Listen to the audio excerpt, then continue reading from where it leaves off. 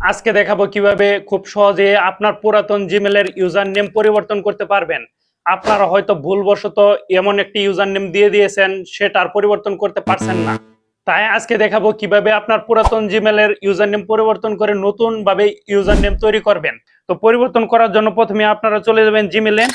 তো জিমেলে চলে যাওয়ার পর উপরে কিন্তু আপনার জিমেলের একটি নাম দেখাবে, সেই নামে ক্লিক করবেন। তারপর এখানে লেখা আছে ম্যানেজ ইওর গুগল অ্যাকাউন্ট। তো আপনারা এই অপশনে ক্লিক করবেন। তো এই অপশনে ক্লিক করার পর আপনারা একটু নিচের দিকে নেমে আসবেন, এখানে লেখা আছে পার্সোনাল ইনফো বা পার্সোনাল ইনফরমেশন। তো আপনারা এই অপশনে ক্লিক করবেন।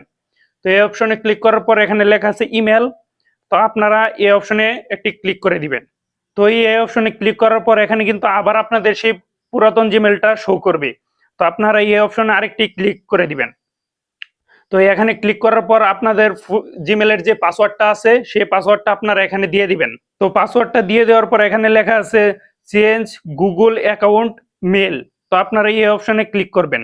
তো এই অপশনে ক্লিক করার পর এখানে একটি খালি বাক্স দেখতে পাচ্ছেন, আপনারা এই অপশনে ক্লিক করবেন।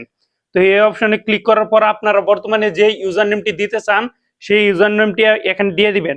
তো এখানে দিয়ে দেওয়ার পর এখানে লেখা আছে চেঞ্জ মেল।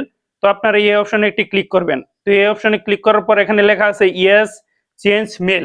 তো আপনারা আবার এই অপশনে ক্লিক করবেন।